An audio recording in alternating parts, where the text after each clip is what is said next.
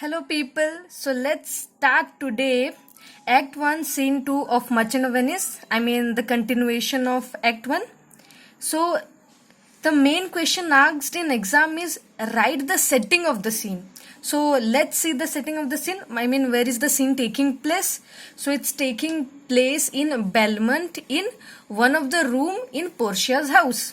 Okay, so this scene introduces us to the characters like Portia and Nerissa, and we have already discussed in character description that Portia emerges out as the heroine of the play. She is the heroine of the play Merchant of Venice, and her lady in waiting is Nerissa. So the second character to which we are introduced in scene 2 is Nerissa. So let's see with what note does the scene start. So the scene starts with the note that Portia is tired up of this great world. She is expressing her grief to Nerissa. And so Nerissa, in reply to her statements, tells that those who have too much of anything can get older sooner than those who have just enough of anything. I mean those who have moderate of anything, which in short means that Portia was a richly left heiress, and she was equipped with a lot amount of money, a lot jewelry, and a lot of gold or whatever a rich person has. So those who are much rich, they have more tensions also. They have more difficulties in life also. Hence, Nerissa in just a short statement that those who have too much of anything, they just get very tired of their great possessions, and they have tension for their well-being. So hence they all get older soon. Okay, so then let's see what happens next. Now Portia starts sharing the thoughts caged in her hearts. What kind of thoughts? Thoughts which her dead father wants Portia to fulfill.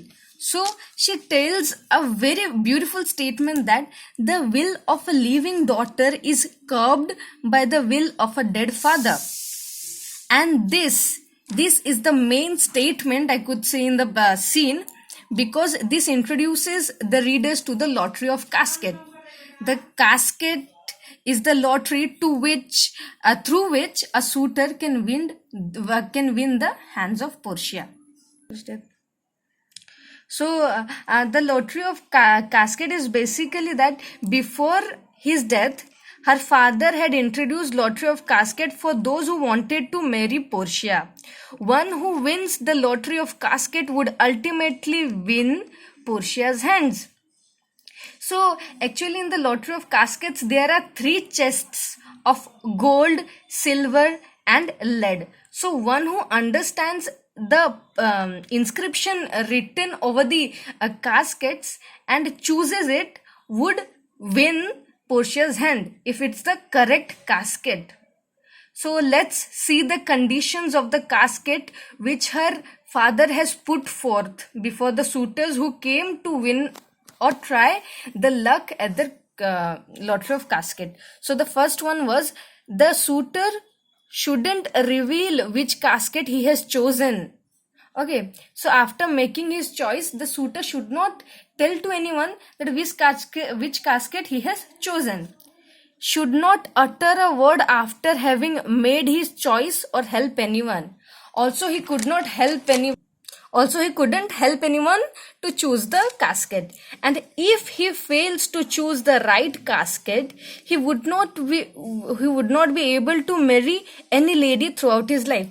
I mean, if he chooses the wrong casket or fails to choose the right casket, he would not be able to woo. W-O-O, woo means to marry or own a lady throughout his lifetime. And Portia again asks, when asked by her lady in waiting to put forth her opinion towards the suitor, Portia tells the following opinions about each of the suitor. So every time the question is asked, name the suitors who were who you are introduced to in Act 1 Scene 2. So the names are as following: Neapolitan Prince, County Palatine, Monsieur Le Bon, Falconbridge, Scottish Lord, and the Duke of Saxony's nephew. So let's now see Portia's opinion towards each of the suitors.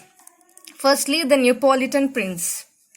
She tells that he does nothing but just goes on appreciating his horse, and so she calls him an unexperienced young man. Okay, so she basically wants to tell that he is not aware of this world and he is just an unexperienced youth. Okay, so the second one is County Palatine.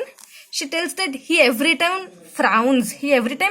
Okay, so this fellow always has an unpleasant sadness on his face. Even merry tales doesn't make him smile. So even if you crack jokes, he is not the one who is gonna smile at the jokes. Okay, he's always unnamed seriousness in his face. He always has. Okay, so the third one is Monsieur Le Bon.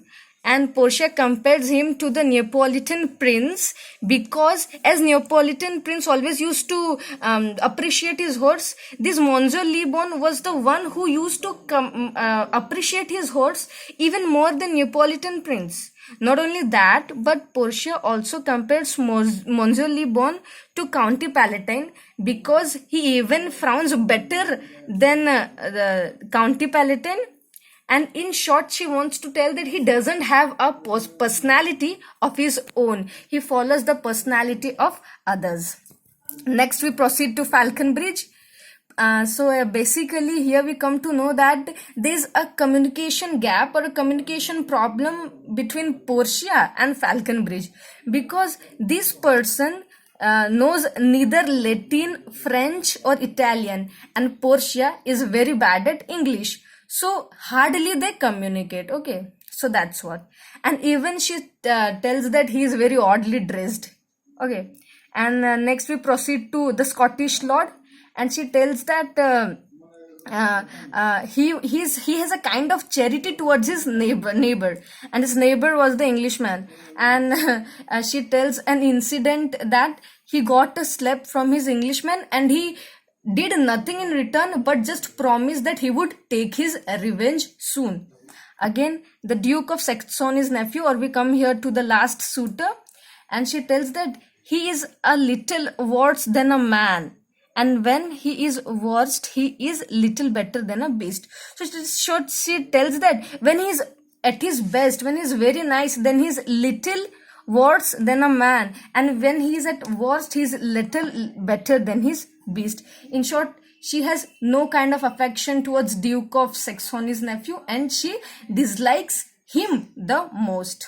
Okay, so after all this conversation, Portia tells that unless she finds a better husband or a suitable husband for herself through the lottery of casket, she would remain as virgin as Diana. Okay, and she would also not help anyone to win in the lottery because she has no option to choose a husband. She is bound by the will of her dead father. And this is a very important line I would like to share with you all. That through this conversation we get a little bit of idea that by rejecting the other suitors, she is paving a way for Bassanio to win her hands, and she is waiting for his approach so that Bassanio could win her hands. So that's it for Act 1 Scene 2. Hope you liked it. Thank you.